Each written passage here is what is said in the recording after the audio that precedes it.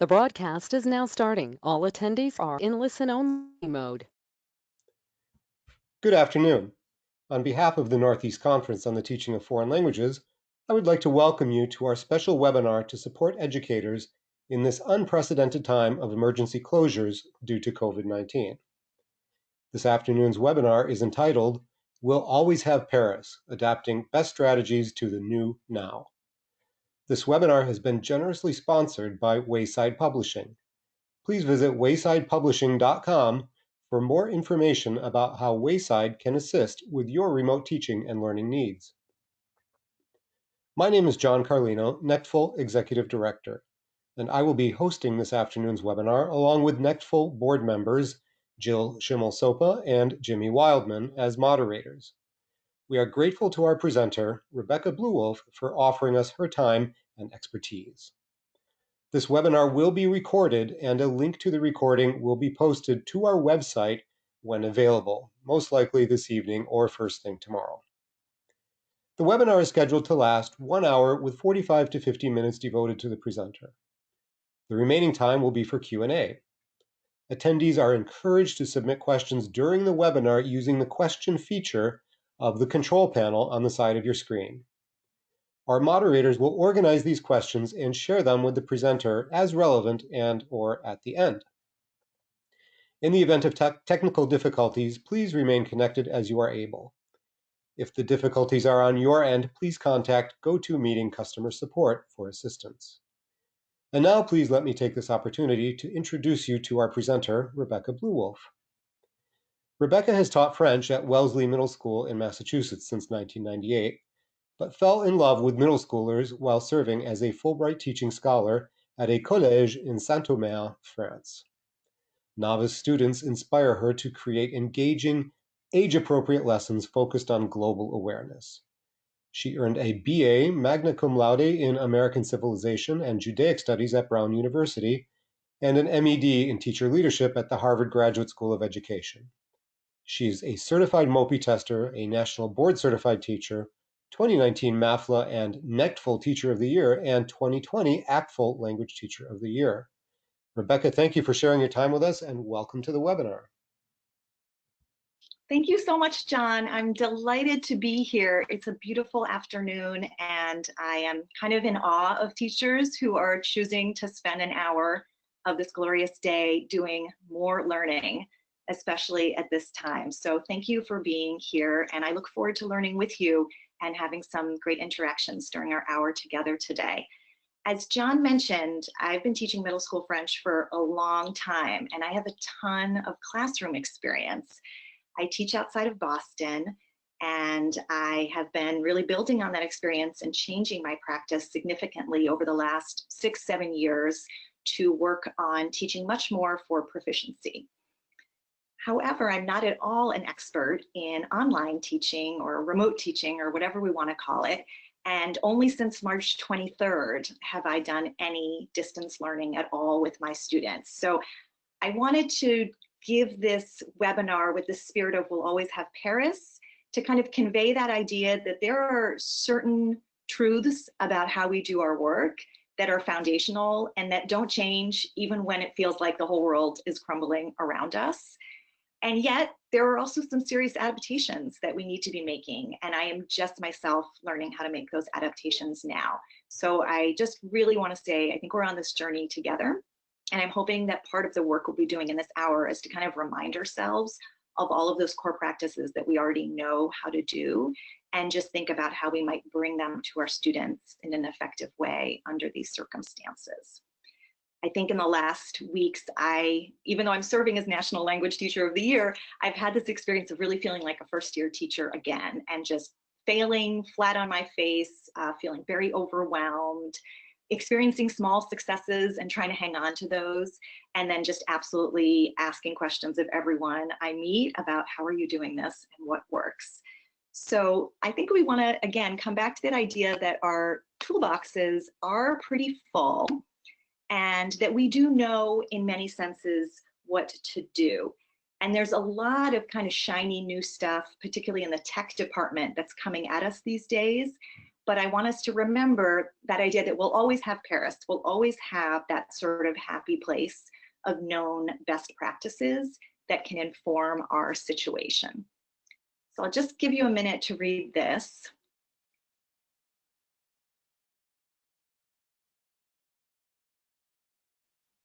And I just want to say, for me, the key sentence in this quote is, "And you know what you know." And I don't think anything or anyone should take that away from you. We should all go forward in our practice feeling confident that we know how to reach our learners. So what is it exactly that we do know? Well, we certainly know about our ACTFL core practices, and we see 6 up on this screen. The ones I'm going to be focusing on today are in that oval. And the top one about target language comprehensibility is really woven throughout everything I'm going to say today.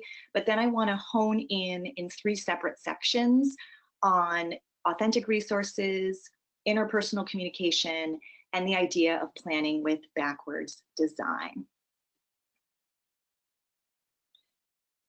So as we do this, and this idea of remembering our Paris, remembering our go-to strategies or core practices, I think we need to acknowledge that where we're in right now is a very particular moment. So many of us, most of us have been doing this for about 2 months, and I know I have another month to go. So my eyes are already very much on next year. And so I just wanted to make a distinction here between what I would call emergency learning, which is what's happening to us this spring. I wasn't at school the day our school closed. I was in Minneapolis at Central States Conference. I never got to say goodbye to my students or take anything out of my classroom. And so we were just thrust into this situation with sort of whatever we have on hand. And so I think some of what I'm going to present today might still be applicable to you this spring in terms of thinking about finishing the year strong, maybe giving you one more little burst of inspiration for something you want to try before the year ends. And then other pieces might be really more for putting in your back pocket and thinking about for the fall. And I think clearly for those of us in the Northeast, at least, we are heading towards a very uncertain fall that will likely include at least some remote learning. But I do think we will have this spring's experimentation to fall back on and hopefully learn some lessons now so that going into the fall, we have a little time to prepare ourselves, gather the materials we think we'll need, and hopefully be in a less emergency-like situation where we can actually roll out a plan that accounts for some time where we may be physically distant from our students. So I just wanted to say, in terms of my own journey this spring, I really started by trying to imitate my classroom teaching as closely as possible when my school moved online. I really felt like for my own comfort and familiarity, as well as that of my students, I needed to keep things the same.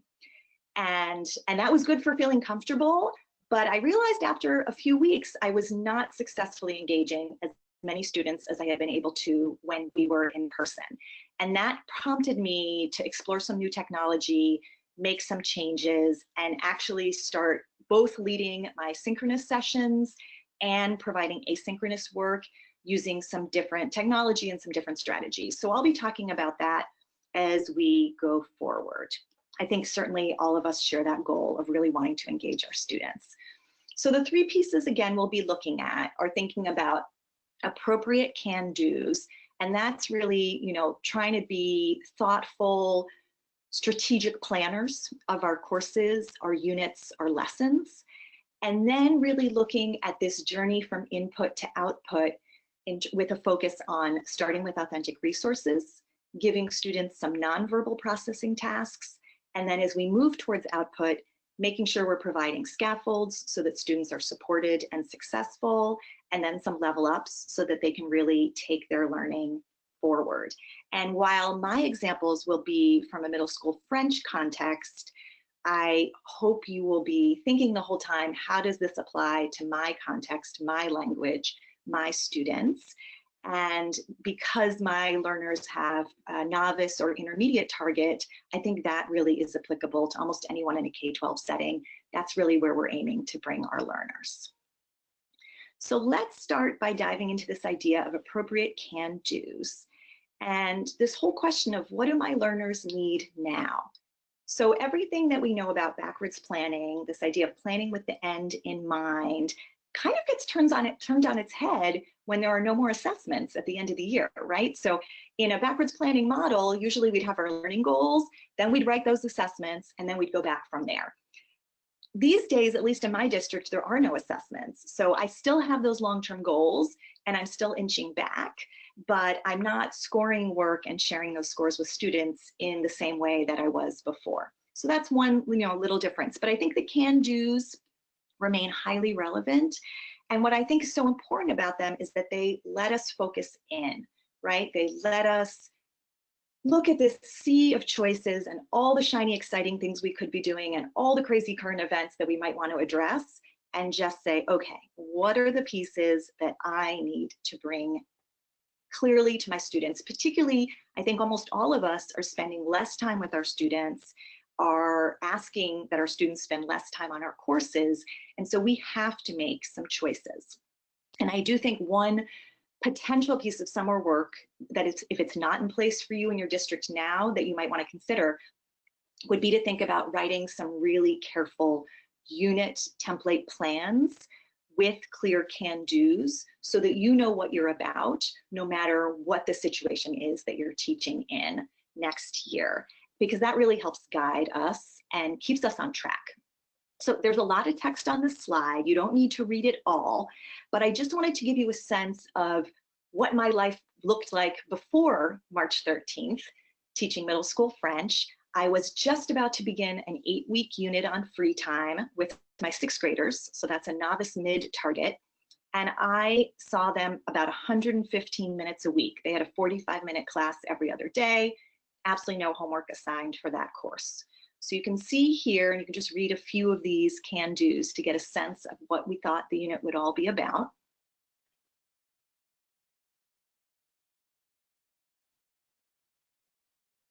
And I should mention here that this unit is part of a language neutral curriculum that my district team wrote together last year. And we teach this across French, German, Mandarin, and Spanish. So it was wonderful to create this with the group, but what was also really awesome is that when COVID-19 happened, we were able to sit together as a group virtually and look at our can-dos and think about, okay, what are we going to keep given the circumstances? We are not going to be able to do everything. And as you can see here, we still had 8 weeks left with our students, but now in our district, the way it worked out is that we only get 50 minutes of learning time with them. So we have one 25-minute super short live class with them a week, and then we're allowed to assign up to 25 minutes of asynchronous work that they complete independently. So knowing how much time we had, how much less time we had, just looking at the same list of can-dos, what you see in bold is what we decided we wanted to keep, that was going to be the core content that would stay on for the unit. A few things we let go right away, and you can see those are crossed out entirely. And then there was one piece that we put in italics. So we felt, if we could have a light focus on that now, it would pay dividends later. I think we had a huge advantage with this unit, knowing that this is a theme that we will spiral back to in 7th and 8th grade courses. So we don't need to teach them everything now, but we wanted them to get a solid enough foundation on a few pieces of it that they sort of had something to hold on to and work with this year. And I realize everyone's context is different. So I'm going to be referencing synchronous classes, asynchronous classes, and I realize that there are probably people on this webinar who are not doing any live sessions with their students. You will see I'm trying to give examples that can be adapted to asynchronous if that's where you're at. Here's just a little snapshot at the lesson plan level. So this is just a piece of a daily lesson plan that I still had in my binder, and you can see on the left where how many days we thought we would spend on that topic. Then you can see the can do in the next column, and then some of the activities. And then again, with the 6th grade team, we were able to sit down, review this document, and talk about, okay, we're going to let go a couple can do's, so that takes away some time straight off the top. We're not giving assessments, so get those out of the way. And then there's some activities that we can't do in the same way anymore. And so we're going to, 4 corners, ask, switch, those are not part of the plan for now, and we're going to be looking for other ways. But I think the lesson plans were very easy to modify because we had already done the work with the can-dos and the unit can-dos. And so again, I think as we're preparing for the fall, if you really know what the core of your teaching needs to be about, that's going to help you modify if and when you need to do that. Here's a different example from the other course I'm teaching this year. It's a French 8 course with an intermediate low target. And again, we were about to jump into our next unit, 8 weeks, food and hunger. And in my old life, I taught 45-minute classes daily with these students, and I was expected to assign about 20 minutes of daily homework. I'll just give you a minute to review a couple of these can-dos. You don't need to read them all now.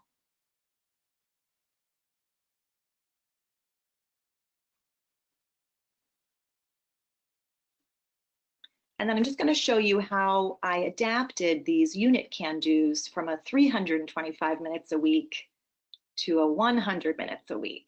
So for the 8th grade in our school, we see them live twice a week for these micro classes of 25 minutes. And then we're expected to assign an additional 50 minutes of asynchronous work.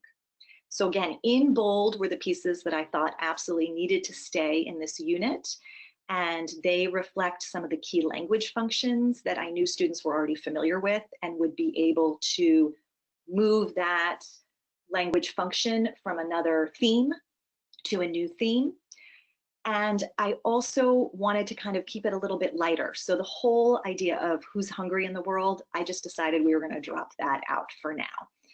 And so you can see there's some can-dos that are crossed out entirely. And also I have to admit, a couple of them, as I looked at them, I thought, that's not really an intermediate language function, making a shopping list.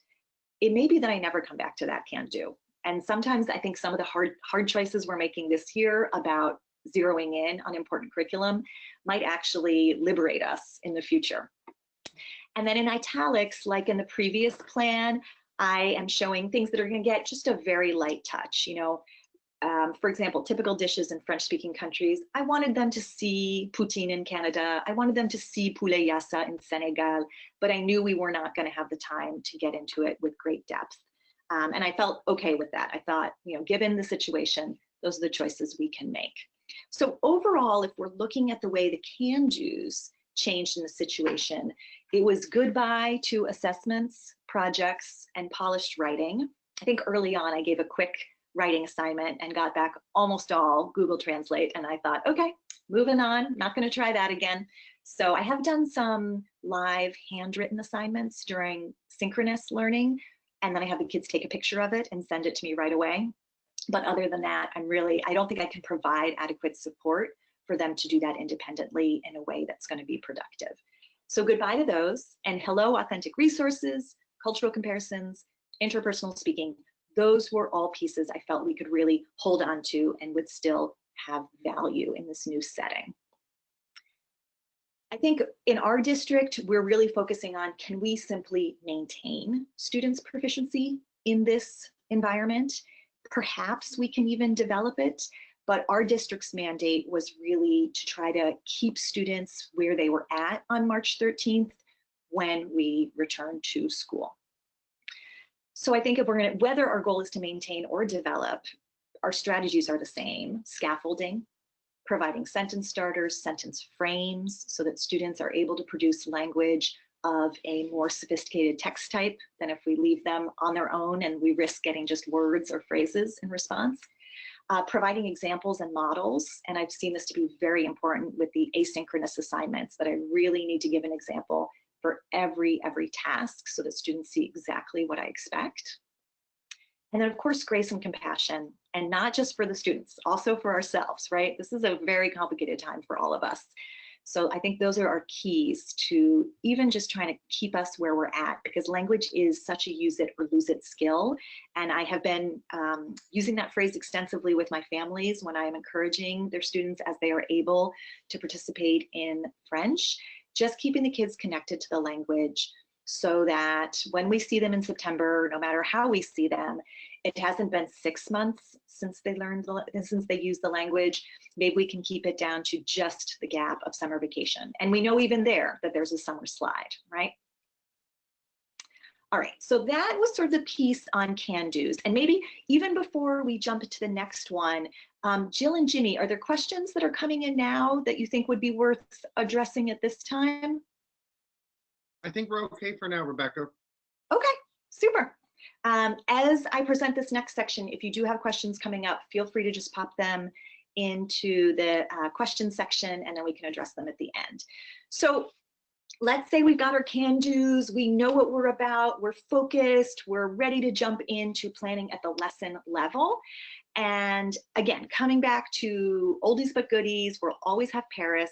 I think really focusing on that idea of input before output is what is going to allow our students to be successful here. So I'm going to be speaking in these terms of logical learning progressions.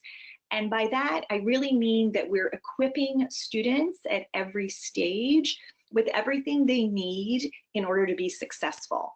And I would say, given our current context, I'm probably over equipping them. I'm like the nervous mom sending the kindergartner onto the bus the first day. Like, I'm not sure you can make it.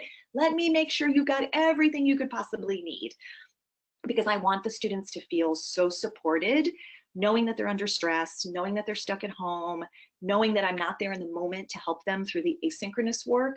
I would rather provide a little more support in this moment.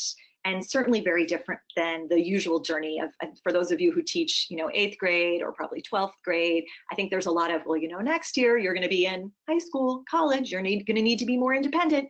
I can't be feeding you all this. In my mind, all bets are off in this moment, and our job and obligation is to support the students every way we can and make sure that they can do the tasks and be successful. So let's take a look at what it means to do a learning progression. And again, I want to bring this back to that ACTFL core practice of guiding learners through interpreting authentic resources. I just put in bold a couple key pieces of the ACTFL description. So this is that we want to provide interactive tasks using authentic texts, always with appropriate scaffolding. And then the idea here, the goal is to promote interpretation. So we're not asking students to translate, but we want to see, can you get the gist? Can you get the main idea?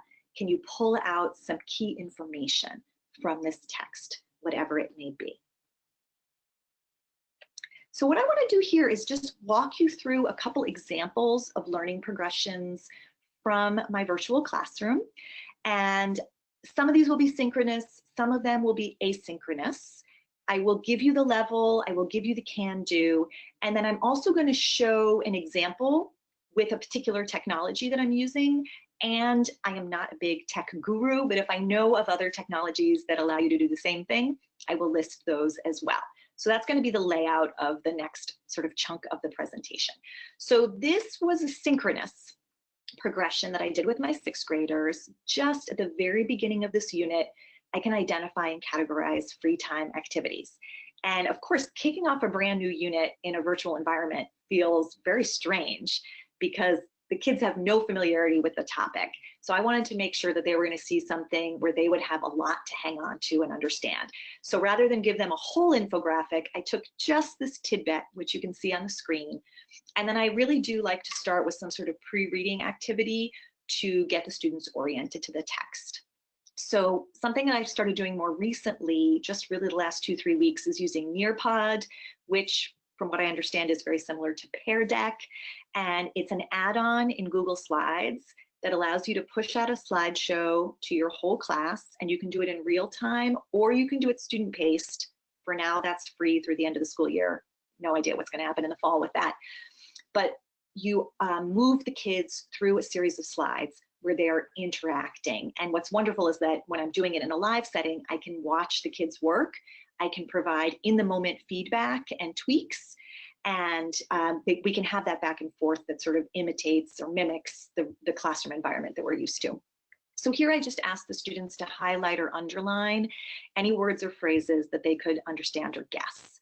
And so in my class, we've talked a lot about being a language detective, and that's what I was asking them to be doing here. So I put Nearpod in bold because this example was made in Nearpod, but there are definitely other ways to accomplish this. And I know every district has its own tech specs, and so you will have to work within those limitations, of course.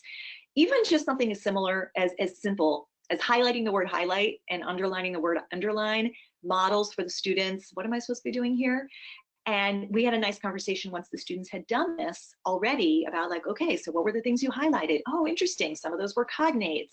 Some of those were words you already learned in class. Some of those were you being a clever detective or using information you know from perhaps speaking another Indo-European language. So bringing your own background to it, using the images to help you. So just kind of reminding students that they know how to attack an authentic text, I think is a really valuable skill, particularly for our novice learners who are just getting their feet wet with authentic resources. Now, in the progression, once they've had that introduction to the text and marked it up, then I'm ready to ask them some questions that are typical of what you'd see on the ACTFL IPA for the interpretive section. So I always want to ask students about what's the main idea or what's the purpose of this text. Here I was able to do it with a quick quiz where I could immediately see whether or not students were on point. And there actually was a bit of confusion between answers A and C. So we went back and we looked, okay, are these all sports? What do you think? That sort of thing. Now, from here, the students now have a good idea of what the text is about. I was looking at this can-do about beginning to get ready to be able to indicate activities that I and others do and do not participate in. So something I saw once on a 6th grade English classroom wall that really kind of stuck out to me as a language teacher was this idea of text to self, text to text, and text to world. And I guess, at least in my school, that's something that English teachers are talking about all the time. I had never heard it referenced in world language, but it helps me think about the kinds of questions that I'm asking students. And so here, I wanted to ask them a text to self question where they would connect the text to themselves. And you'll notice this is the moment where I'm able to ask a question in the target language, which reinforces and sort of acts as more input for the students to get more familiar with some of those new expressions they saw in the infographic. And you could do this with a variety of technologies. Here you've got a Nearpod example. And then what I love about this is once you've gathered that data, you can get the little wheel of data and then have a conversation with the class. Oh, a lot of people like to swim. I like to swim. Do you like to swim? And have a little back and forth interaction with students about the relevant input. And that's like your first baby step towards being able to talk about the activities you do. And I think that really also helps us stay in the target language with our students. When they're looking at everything in the target language, that's the easiest thing for them to come up with. So they're going to be going to those words, choosing to use those words because we've provided them for them. Now, everything we've seen until now was input, right? They were highlighting the article. They were answering questions in English about the article. Then they even answered a question in French, connecting the article to themselves. Now we're moving towards like a tiniest little bit of output. And I think that's pretty much the proportion we want at the beginning of a unit. And then we can have less and less input per lesson and ask the students to produce more and more. So as you'll see, this is like the super scaffolded. I did this in Nearpod, but Padlet, produces the same thing. Even a Google slide will work. I gave the students the question, right? These are novice mids, so they are dealing in the world of memorized questions. I even unmuted everyone and had them practice how to say the question. And then we are able to use Zoom in my district, so I can put them in breakout rooms. If that's not an option for you, this might need to be a turn-taking activity where kids take turns asking each other and other kids are listening in. Maybe they're keeping a data table about what they've heard from the class as they share. And then I ask them, just after you've asked your partner, what activity do you prefer? You're going to post your partner's answer with an illustration. And so it's one notch above post what you like to do, because your partner might give an activity that you're not familiar with, and so you have to learn that word as well. And then we make sure that you know what the word means because you're illustrating it. And then I make sure that I'm the first one to post so that the kids have a model to follow and they can see what the post needs to look like. So that's just one sample of a learning progression from a synchronous setting. That whole thing with slight modifications could also take place in an asynchronous model. And I thought I would just give you, for parallel purposes, an asynchronous version. This is what the students were doing at home the same week that we were doing what you just saw in class. So still same can do, identify and categorize free time activities. And I think for those of you who are doing synchronous and asynchronous, we might think about, okay, for each can do, is there a moment of synchronous teaching and a moment of asynchronous teaching where the kids can work on that can do? And there might be some can do's that lend themselves much more to synchronous or asynchronous. So also kind of accounting for that in your planning. So again, there's a tidbit of an infographic. Again, I'm asking them to guess the main idea. I've been giving out my asynchronous work as editable Google Slides. We have Google Classroom, and I'm able to use this function where I make a copy of the slideshow for each student. And for my middle schoolers with executive function issues, it's just been such a help to post one document on Monday, which is the slideshow with everything they need in it. And then by Friday, they return that one slideshow to me with everything they've done in it. So that's actually become our department's model for pushing out work to students, and we have found it really, really helpful. So I cannot take credit for that idea. I saw someone, I think in the Facebook French teachers group, shared the slides, and I thought it was a great idea, and so I adapted them. And if you follow on Twitter, I do try to post my entire slideshow for 6th and 8th grade French every Sunday night. So if that's helpful to you, check it out. Some other options for doing this beyond Google Slides or Forms, if you're not familiar with Actively Learn, that's a website that's currently free. If you know Edpuzzle, it's similar to Edpuzzle, but for written texts. You can upload an article from anywhere, and then you can insert questions throughout the article that students need to read back and answer. And then you're able to see all their answers and give them feedback on the website. So just another idea if you're looking for a way for students to show their reading comprehension, their interpretive skills to you. All right, so moving from that first activity, then I wanted to do another, what I would call a nonverbal processing task with my students. So again, I think for particularly our novice learners, or for any student who's encountering an unfamiliar text, we want to initially allow them to show their learning without having to produce language. And so, for example, here, if I want them to show me that they understand these 4 categories, I can simply have them illustrate them by adding a picture. And again, I always do one for them just to make sure everyone understands what I'm looking for. But by showing me with pictures, the kids are showing their comprehension without having to produce. So we're staying 100% in that input model.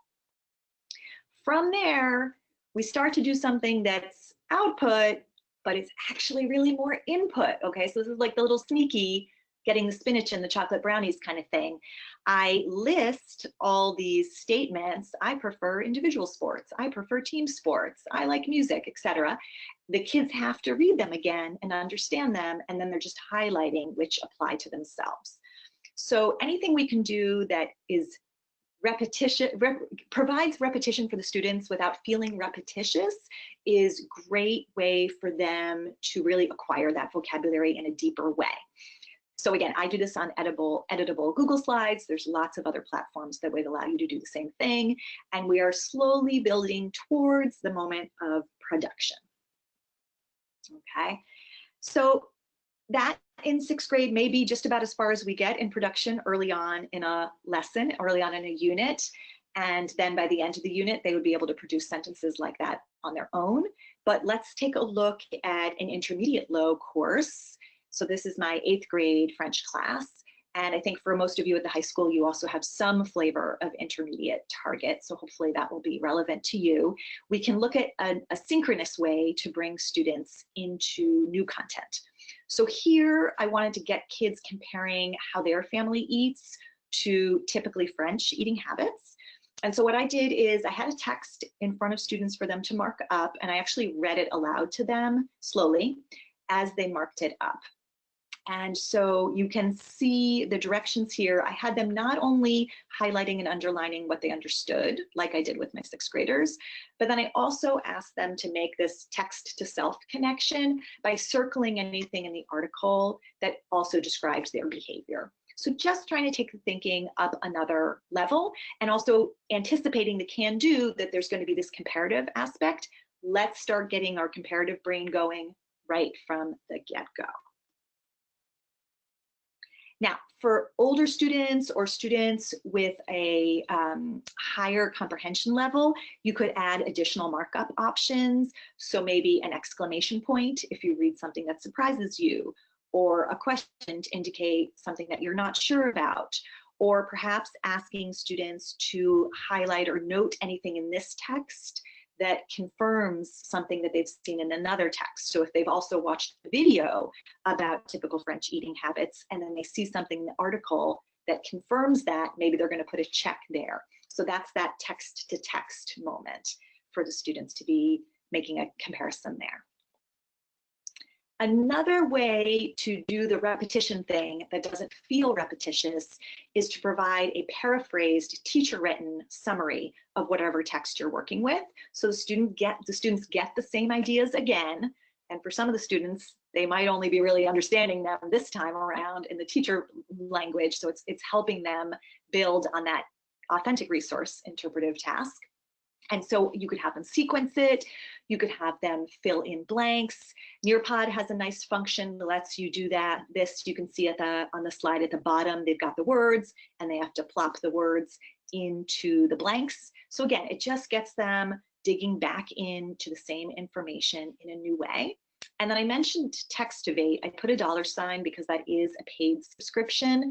And I'll just show you what that looks like if you're not familiar with it. It's a different website out of the UK that allows you to paste in any sort of text, not super, super long, but probably a good page-long text. And then you can have it broken up into all kinds of different comprehension activities. So for example, they might provide the first couple sentences, and then the student has to choose from this menu you see at the bottom, what's the next part of the phrase. So it brings the students back. And here, this is not even necessarily a teacher written. This one, as I look at it, is actually the authentic text itself. Just a way to bring the kids back into the text, reinforce the comprehension so that they're noticing more each time. Now, once the students have a deep understanding of that text, then we can start doing some output. And again, heavily scaffolded might look like, oh, you marked up the text with things that were similar. Now just share out what are the things that you circled, what are the things that are similar. Maybe try to get a sense from the group, what are some of the things that many people found to be true.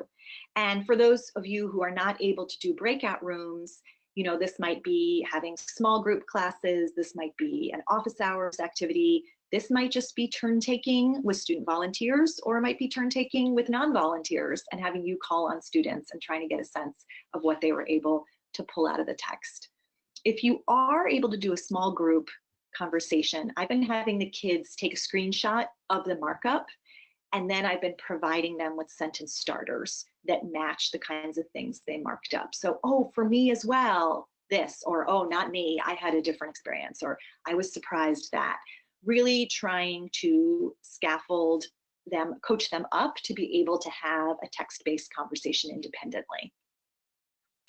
Once the kids have done some talking about the text, then it might be time to do a little bit of writing.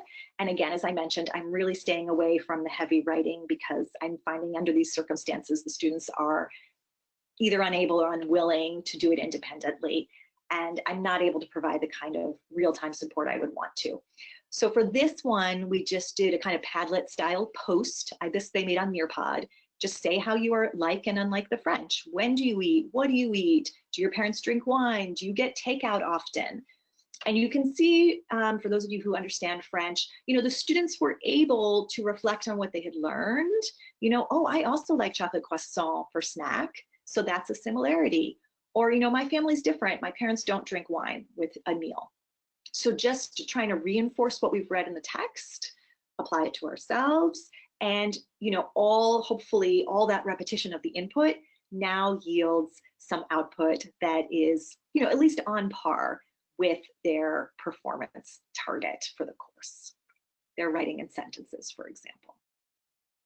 All right, so that was sort of all I had to say about the idea of learning progressions.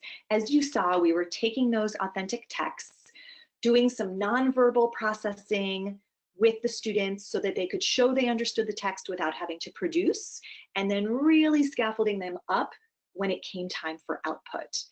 Can I ask Ginny and Jill, are there questions in the chat that we should address now? We have lots of questions, Rebecca. Okay, all right, now people are awake, tell me. Now everyone is ready. All right.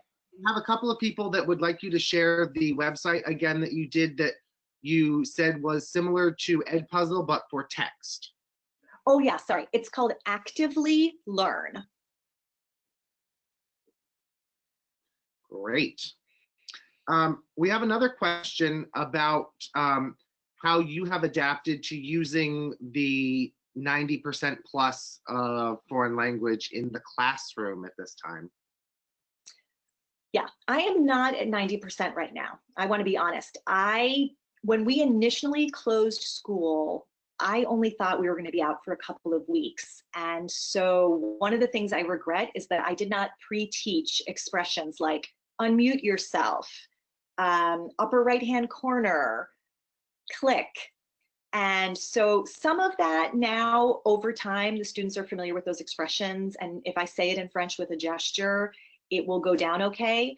But you know, the way I use my 10% now, and it's more than 10%, is often troubleshooting tech things, which is not what I used it for before. Before it would be, you know, if there'd been sort of a breakdown in classroom norms, and I felt like we needed to step out of that and really make sure we were on the same page, or some sort of other social emotional piece that I felt like I needed to make sure everyone understood every word I said.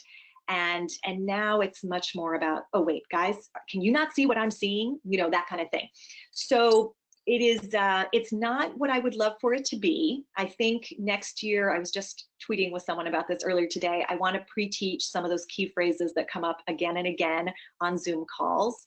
But I do think planning the lessons with a lot of target language that's accessible to the students maximizes the opportunities for them to use the language during the lessons. So another question we have before we move on is, are you able to use these interactive presentations while you are Zooming with students? Yes, and that's what's been so cool. And I was not doing this for the first at least month. And then we have an awesome new teacher in our district who was using Nearpod, and she volunteered to do an evening call with a bunch of us who were interested, and she kind of trained us up. And so we started using it. And so yes, so I'm on the Zoom. The kids are looking at the slideshow, they're putting in answers, I'm reviewing their answers, and maybe I'm seeing, ooh, Ani hasn't answered at all. And I can be like, Ani, ça va? Are you out there? Are you okay? Do you understand this activity?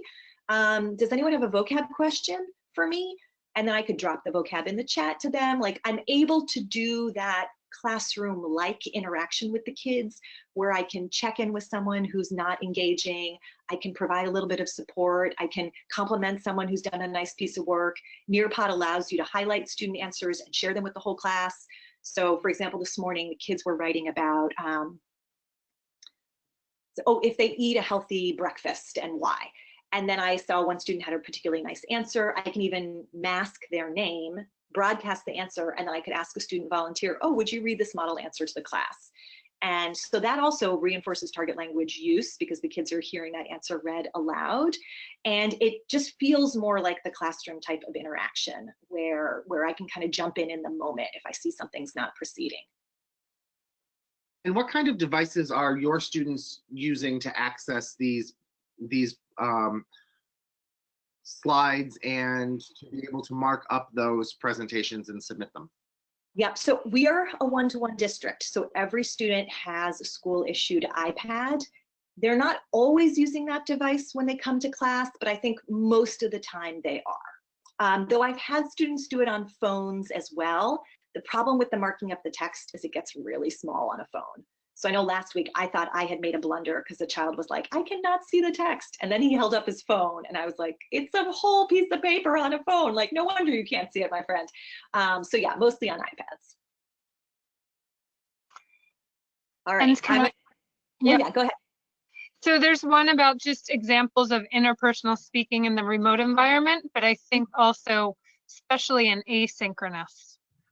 Yes, okay, we're gonna do a little of that. But person who asked that question, if you're not satisfied at the end of this next section, come back at me, okay? All right, so let's continue with this idea of progressions, but take it towards interpersonal speaking. And I do want to focus a little bit on scaffolds and level ups here as ways to support and stretch our learners. And to me, interpersonal speaking is the core of our work as language teachers.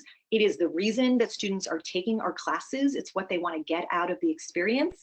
And it's also one of the hardest to implement, particularly, as was just noted, if you're in an asynchronous situation.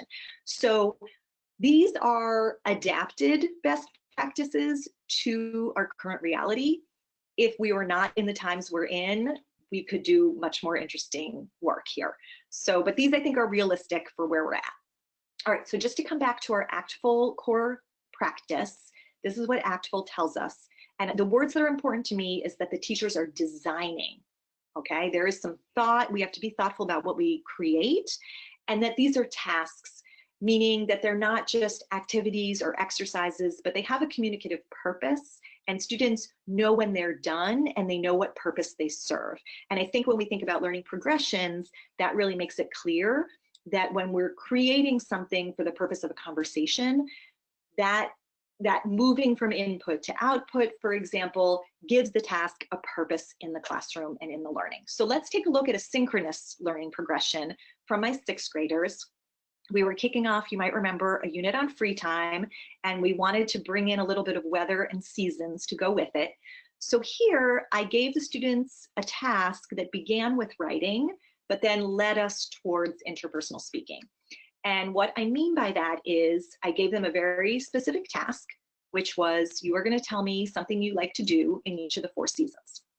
And I gave them model responses. So if you see down, there's 2 lines that start with Madame Bay, where I filled in this chart for them so they would get a sense of what their answers might look like. I also gave them a word bank. So the blue on the right is all the words that they had told me were important to them for free time. So those were the words that we had sort of agreed upon as a class that we wanted to use to talk about our free time. And then I did a shared editable Google slide for the class. And I asked everyone to go in and type in. And again, because this was happening in real time and I also had the Zoom going, I could hop in and be like, Ava, you didn't put anything for spring, or Addie, do you need help? I see you only did the first one. And so there was a way to go back and forth. But you could do this asynchronously and just come back to it and put some comments in the doc afterwards. I do find that during the synchronous sessions, it's nice to have some accountability where I can see that the kids are with me or not with me, and then I can intervene as needed. When I talk about task, this was not just let's fill out a chart about our what we do in each season, but it was so that we would have a document showing what everyone in the class does during different seasons, so that eventually we could start asking and answering some questions about that. And I'm calling this a proto-conversation, right? So real interpersonal communication is spontaneous, and there's negotiation of meaning. And we are just taking our first baby steps there as Novice Mid students in grade 6. So I started off by just modeling the question asking by showing some different kinds of questions that I was pretty confident they could answer.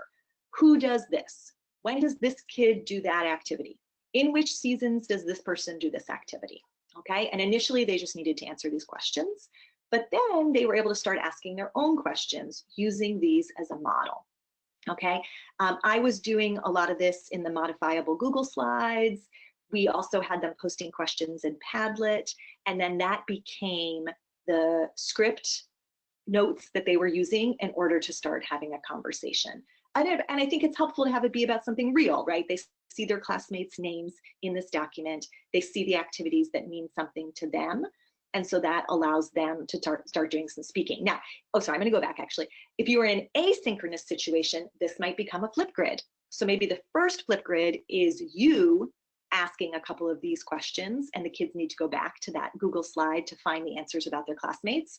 And then maybe the next assignment is, now I want you to ask 2 or 3 questions that haven't been asked yet that will yield, also some information about what our classmates like to do. So the asynchronous is a little clunky, but it can definitely happen. And I think if the kids are asking and answering questions, we're getting at the heart of what we want out of at least, certainly our novice learners in language class. All right, taking it over to the 8th graders, so intermediate low target. And again, you're going to see, if you know your levels well, that this is on the low end of intermediate low. But given the stress level and the amount of time I have with my students at this moment in the year, we're just kind of trying to do something that we feel like everyone or almost everyone can do really well. So this is an example of a progression where reading leads to speaking. So I started with an authentic resource. I had this great French book that had a page about each meal of the day and what is eaten and how. And then we did a jigsaw. So I broke the kids into groups, and each group was responsible for a different meal. And then they had a task. So I gave them this Google slide, shareable and editable, and I was able to do breakout rooms. So each breakout room number corresponded to a column on this table and a specific meal. And then in my class, this whole table would be in French, but just to make sure you all understand it, I've got it here in English. And then the kids would work together in their groups to fill it out. Okay, so what did we learn about what French people eat for breakfast? And then a little more individual, how are you like the French? All right, so already starting that text to self comparison. And then also trying to think about your family as a whole, so that we had a little chance to talk about not just first person, but also first person plural. We do this or that. So the accountability came from filling that out. And then having that information available, a subsequent task could be, for example, to change up the groups. And now you're with someone who studied a different meal, and can you ask and answer some questions with them? What do I need to know about French lunch? How is what you eat for lunch same or different from what you learned about the French, etc. So again, the idea of starting with the input, moving towards the output, and that if the kids are doing a task like filling in a table, it serves a purpose for a subsequent speaking activity. Here's another progression that I did partially synchronous, partially asynchronous, certainly could be adapted. On the first day, I had a slideshow with questions like what you see here about how the kids eat. And they had their cameras on, and they would answer for themselves by using a letter from the ASL alphabet. So who prepares dinner in general in your house? And then they would just sign their answer. And I would sort of comment on, oh, wow, lots of moms still making dinner in your homes in 2020. Oh my goodness, you make dinner for your family? You are amazing. I wish you lived with me. So kind of making it into a conversation opportunity. And then once we had gone through this whole slideshow and we had seen our classmates answer through these hand signals, the assignment was to actually record themselves just with the part of the script that was about themselves. So I might say, at my house, my father prepares dinner. At my house, my family eats together. In general, we eat at 6 o'clock. So there was no constructing the language themselves. This was literally just the kids reading the words. But the purpose of them doing that was to create a subsequent interpersonal opportunity. So I had them recorded on Flipgrid. There's lots of other places you can have the kids recording themselves. And then this is where, you know, the more interesting part happens, which is the kids had to listen to their peers talk about how they eat, and then they had to make a response video making some comparisons. And in order to scaffold this appropriately, first of all, I made a model video so they could hear that. But then I also asked, I also gave them all these sentence starters so that they would have that. So I think that's an example. And you know, for a higher level, you wouldn't provide the sentence starters or the script. And so I think the students would have a more, would have a greater challenge to produce the language. I am just going to hop ahead because I want to make sure we have time for questions. So thank you so much for listening to that. I know there were questions about synchronous versus asynchronous. Jill and Jimmy, are there other things folks are asking at this time? Yes, we have lots of questions yet again. Okay. One of the questions that's come up a couple of times, people would like to know how long this is taking you to plan, and particularly with number of different sections. We have some people that teach 7 different preps, so they're wondering how long something like this is taking you. Yeah, so a lot of what you see is still based on lessons from previous years. So I'm going back to my old slideshows and I'm thinking, okay, I used to do like that activity I just showed you where the kids were signing how their families eat. That used to be a 4 corners activity. So I had that slideshow And what I needed to think about was, how are they going to share the corner of the room they're standing in? And I think actually I just asked on Twitter and someone gave me that answer, and I got even cooler answers later that I didn't have time to implement.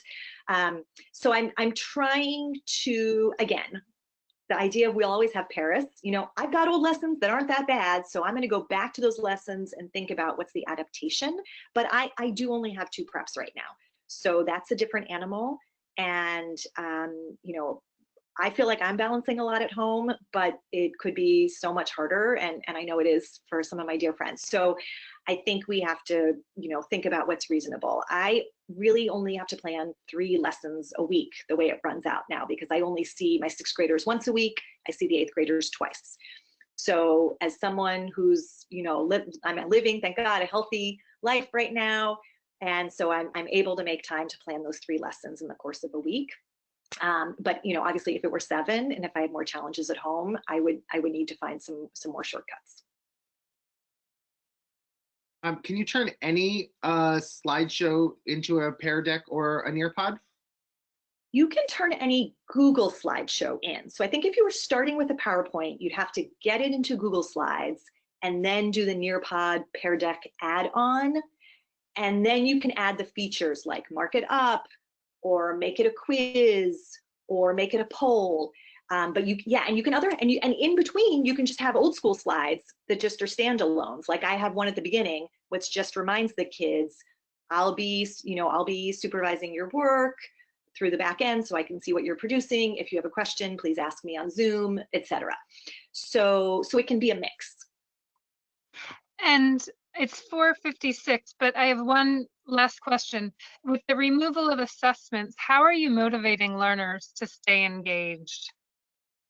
Yeah, this is a question I ask myself when I'm awake in my bed at 3 a.m. because it's been interesting. I don't know if it's middle school, the kids come to the live sessions, almost all the kids. That has gotten better every week, I'd say over the course of the first month, and now they really come. So that part, I think they want to see each other. I think they want to interact with people outside their houses, right? Like we all do. That's probably why we're at this webinar right now.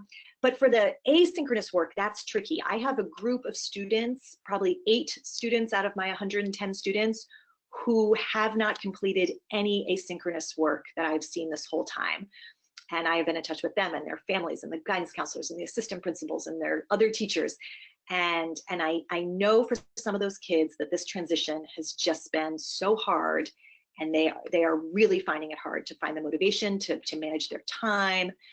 One piece of feedback I got from students early on was the synchronous lessons are helping me to motivate to do the asynchronous work. And I've even moved some work that could totally be asynchronous into the synchronous slot just to make sure it gets done. So like when I really wanted to see what the kids could write, I said, you know what, I'm going to do a quick write during my valuable 25-minute class because I don't know what's going to happen otherwise. And so I said, take out a piece of paper, you know, write. It's not a test. At the very end, take a picture right now and just, you know, put it into the slide for me, just so I could make sure everyone would do it. And I've done that for Flipgrid too. I've said, okay, the last 10 minutes of class, you're going to go make this Flipgrid. I will stay on Zoom if you run into trouble, and try to do it in the synchronous environment while I have their attention and focus. But it's challenging for sure. Thank you. Well, we do have a lot more questions, but I don't know if we're going to have time to get to them. So I'm going to ask one that's a pretty basic one. Do you also give students extra work or extra resources or extensions that can continue their learning on their own after your time with them? Yes. So at the beginning of our learning, we were not allowed to move the curriculum forward. And so I developed these pretty elaborate choice boards. And since students didn't get through them by any means, when that chunk of the remote learning ended and we actually were allowed to do a curriculum, I just always say to them at the end of their weekly slideshow, if you have more time, feel free to go back to your choice board. And then during my office hours, I'm also offering game time and conversation time for students who want to do more. And, you know, some of my very motivated learners will come and just, you know, engage in 30 minutes of French conversation with me and their peers. For people who still have questions, but there's no time, I just want to urge you to reach out to me, Twitter, email, and then my blog is there with my thematic units if that's helpful. Thank you. John, would you like to close? Yeah, thank you very much, Jill and Jimmy, for moderating. Thank you, Rebecca, for this very informative presentation. As I mentioned at the beginning of the webinar, it has been recorded, and the recording will be made available as soon as possible, most likely later this evening, if not first thing tomorrow. New York State, it will be, and sorry, I should mention, it will be on our website at nectfl.org/webinars. New York State teachers who need proof of attendance for CTLE credit, please use the links provided at nectfl.org/webinars. There's a link to a form there to download, complete the form, and then upload it with the second link. This will generate an automatic email with your confirmation of attendance. You may use the same form and upload link if you are watching this webinar later in its recorded version. If you're from outside New York State, you may use the same forms, but please follow whatever local and state guidelines apply in your state. On behalf of the NECTFL Board of Directors, thank you for attending this evening's webinar. Enjoy your evening, and thank you again, Rebecca. Bye-bye, and bye, Jimmy, and bye, Jill. Thanks, everyone. Thank you.